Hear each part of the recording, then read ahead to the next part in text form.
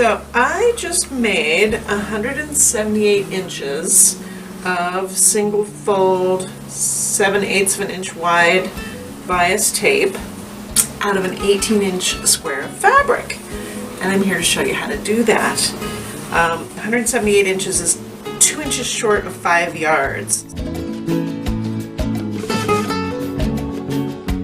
My name is Sherry Killaley, and I write sewing patterns. A number of my patterns use the bias tape in some form or another, and it's fun to get coordinating fabric and do it that way. I also teach slip covering at craftsy.com, and in my wingback class is where I first started teaching this method that I'm going to show you today. Alright, so the tools that I'm using here, I've got a long quilting ruler, I've got my rotary blade, I'm just rolling this on a piece of cardboard when I'm done. I've got a mechanical pencil, so I have a very sharp line on my seam allowances there. This is called a sleeve roll, and you'll see me use it with the ironing later. It is handy to have something like this. You can use a sleeve board as well. A few pins, scissors. This is a bias tape maker. This one is 25 millimeters is the marking on it. And you can pick these up at Joann's. It's a really great tool, and you'll see me at the ironing board with that later too. So that is all the tools we need. So you start with an 18-inch square of fabric, and the first thing I want you to do is use your quilting ruler and mark with just a regular mechanical pencil on the wrong side of the fabric. Mark 1/4 inch seam allowance all around the outside of your square. So that's just drawing the line. Okay, after that is done, then we're going to cut this square on the diagonal, corner to corner. So after that diagonal is cut, we're going to flip it over so the right side is up on one of them, and then the one with the right side down, stack on top. So I've got these together like this, and I'm going to stitch this seam line, this 1/4 inch seam line. After that is stitched and then pressed open, then we'll move on to the next steps. The last thing we did was stitch this seam and press it out, and the next thing we're going to do is cut. Now I've drawn my cut lines on here. You do not have to draw those lines. I just drew them so that you could see where they're going to be, because as I cut, you will not be able to see the lines that I cut. I'm lining up at 1 3/4, and I'm going to cut. Sometimes the fabric bows a little bit. I'm going to get it straight. Lining up at 1 3/4 on my ruler, and I'm not going to cut the last inch over here, and I'm not going to cut the last inch over here, and I'll explain when we get to it why I've done it that way. I'm cutting here. You won't have these lines to go by. You'll just be measuring and cutting. The lines are just so you could see better. And I'm moving on up the fabric, measuring 1 3/4 each time. So 1 3/4 plus 1 3/4 equals 3.5. So on the second cut on my ruler here, I'm at 3.5, and then add another 1 3/4, and it gives me 5.25. So I'm at 5.25 on the edge here on my third one. And then once you get beyond the width of your ruler, you can add another ruler to keep adding that way, or you can find your first cut line and measure from there. Do like this, separate it so you can see where you've cut a little better, and just move on up the fabric and cut all these strips. And after we've cut all these strips, this last one will get cut off completely, because that's not enough. So that one gets cut off completely, and then I'll show you what to do after that. Well, I told you not to draw these lines, but just to cut them.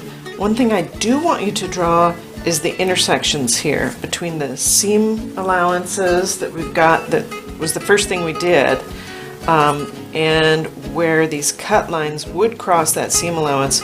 I do want a little mark at each of those. So when I normally do this, I'm not doing it in Sharpie, I'm doing it in a sharp mechanical pencil, so I get a fine line. So you should have little hash marks there. So if you didn't do that before because you didn't know, because I didn't explain it, go through now and just measure where those lines would come out and make your little marks there, because you'll need that for this next step. What I'm going to do is I'm going to line up this intersection here with the second one here. If I lined the first two up, I would be just making a loop, but I want to make a continuous strip of bias. So this first intersection is going to line up with this second one, right sides together. We could just take it in the middle here and fold it in half, basically. So where this pin comes out here on the first one, I want to go in and come out on the second mark here, right at the intersection. So as I push the pin all the way through, I'm bringing those two dots together. And then I can go through and pin this whole line. If as I go, I want to check and make sure everything's lining up, I can put a pin in at my intersection and double check, make sure it's coming out at the intersection on the other side of this. So just go through and line each of them up that way, make sure they're all squared away. And so we're pinning this, then we'll stitch it. Now you can use your 1/4 inch seam foot if you want. I just have the walking foot on here because that's the foot that I use for just about everything. But I'm just going through and stitching along the line that I drew in the very first step, the seam line here. Okay. We're at the ironing board. I've got that stitch done, and I'm going to slip this over that to make ironing out the seam, pressing the seam allowance away from each other to make that easier. So if you have a longer board, obviously you can get the whole thing in one swoop, but here I've got kind of a short little sleeve roll, and so I'll have to move it. But see, that makes it easy just pressing it out. Then after it's pressed, all I'll need to do is finish cutting it, just pretty much one snip per cut line, and I will have my nearly 5 yards of bias made. And I don't know, it's a tiny little pile of fabric, just 18 inches, but it turns into almost 5 yards of bias. Okay, so we're pressed out, and I like to just leave it on my sleeve roll here. Makes it easy to cut. But this is really fun. You just stick the fabric in it, and it comes out the other end with the long edges folded up, ready to iron. Sometimes I have to stick something in there to make it come out. But it's coming. There, I got it. Okay. So, using this is really fun, because see, as I slide it, I don't know how well you can see this, maybe you want to focus just in on my hands. Comes out with the edges folded, and you can play with how it goes in as far as how you want it to come out and how much gap you want between the two sides, because you can definitely, you don't need those raw edges touching. You can create some gap in there. The steam isn't wrecking the shot.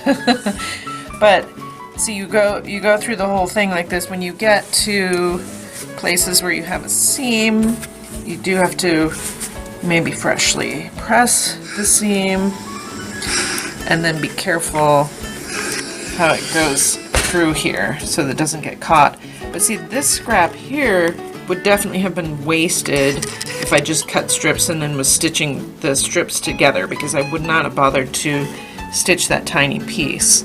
So throughout here you'll come across some smaller pieces that would have been waste that are not wasted. They're adding to the length of the bias. So